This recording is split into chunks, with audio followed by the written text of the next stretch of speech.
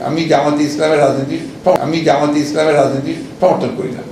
তো জামাতে ইসলাম যে কৌশল, তাদের যে রাজনীতি যে প্রক্রিয়া অত্যন্ত বিজ্ঞানসম্মত, ঠিক কমিউনিস্ট পার্টির মতোই অনেকটা। ছাত্র শিবিরের প্রত্যেকটা সেল আছে, তাদের লেখাপড়া করতে হয়, বই পড়তে হয়, সেই বই পড়ে তাদেরকে নিজেরা বই প্রকাশ করে, পত্রিকা প্রকাশ করে। জ্ঞানের চর্চা ছাড়া, জ্ঞান ছাড়া আপনি কখনো সাকসেস অর্জন করতে পারবেন না। বিএনপি হতে যেন না, থিঙ্ক ট্যাঙ্ক হন বিএনপি। এবং আপনারা বইপত্র শুধু নয়, আপনারা আলোচনা করেন, সেমিনার করেন, নট দিস টাইপ অফ আলোচনা, সেমিনার করেন, ওয়ার্কশপ করেন, যেগুলোর মধ্যে দিয়ে জিয়া রহমানকে আরো বেশি করে আমরা জানতে পারি, ছড়িয়ে দিতে পারি, বোঝাতে পারি। একটা বিরূপ পরিবেশে আমরা আছি। আপনি জিয়া রহমান কথা বললেই আপনাকে মারতে আসবে। এবং এখন তো কনস্টিটিউশনে এমন কিছু ঢুকিয়েছে যে সত্য কথা বলতে গেলে আপনাকে আবার রাষ্ট্রদ্রোহিতার মামলায় দিয়ে দেবে, তাই না? তো এর মধ্যেই তো আমাদেরকে কাজ করতে হবে, এর মধ্যেই তো আমাদেরকে আমরা নিয়ে আসতে হবে জিনিসটাকে সামনে। তাই আমরা যেভাবে পড়ি আমরা সেইভাবে নিয়ে আসবো ইনশাল্লাহ। ইনশাল্লাহ বলেন, কিন্তু কাজ করেন না, কিছু মনে করেন না। আমি যে কথাগুলো আপনাদের বলছি আজকে, আমি কিন্তু নিজে একজন শিক্ষক ছিলাম, যে কারণেই আমি কথাগুলো আজকে আবার আপনাদেরকে বলছি। যে নলেজ বেস, যেটা উনি বলেছেন, নলেজ বেস সোসাইটি ছাড়া সেই সোসাইটি কখনো উপরে উঠতে পারে না। কি ভয়াবহ চিন্তা করেন। এখন আমাদের পত্রিকা খুললে আপনি লুট আর লুট আর লুট ছাড়া কিচ্ছু পাবেন না।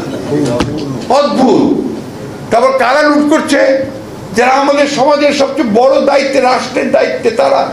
আমি জামাতে ইসলামের রাজনীতি সমর্থন করি না। তো জামাতে ইসলাম যে কৌশল, তাদের যে রাজনীতি যে প্রক্রিয়া অত্যন্ত বিজ্ঞানসম্মত, বৈজ্ঞানিক, ঠিক কমিউনিস্ট পার্টির মতোই অনেকটা। খেয়াল করে দেখবেন, তাদের স্টাডি সেল আছে, তাদের যে ছাত্র শিবির আছে, সেই ছাত্র শিবির ছাত্র শিবিরের প্রত্যেকটা সেল আছে, তাদের লেখাপড়া করতে হয়, বই পড়তে হয়, সেই বই পড়ে তাদেরকে উত্তর দিতে হয়। এবং সেখানে দেখবেন যে তারা নিজেরা বই প্রকাশ করে, পত্রিকা প্রকাশ করে।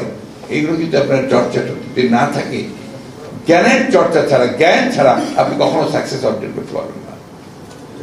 এটা অত্যন্ত সত্য কথা, যেটা ব্যাপারী সাহেব বলেছেন। বলবো কি বলবো, কত হাজার হাজার কথা বলবো।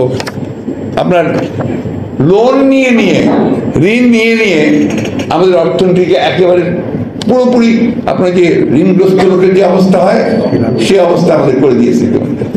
লোন নিয়ে লোন শোধ করতে হবে। আপনার যে এনজিও গুলোতে যে ব্যাপার আছে না, আপনার অভিযোগ আছে যে গ্রামীণ ব্যাংক সম্পর্কে এই ধরনের বর্ণনাদের সম্পর্কে অভিযোগ আছে যে মেয়েরা যখন পারছে না, মহিলারা তখন একটা এনজিও থেকে আরেকটা লোন নেয়, এটা নিয়ে এটা শোধ করে দিয়ে আবার ওটা শোধ করে। এদের যুক্তি হচ্ছে 20 বছর ধরে আমরা এগুলো করবো, তারপর 20 বছর পরে আমরা নাই, যাওয়ার তাই হবে।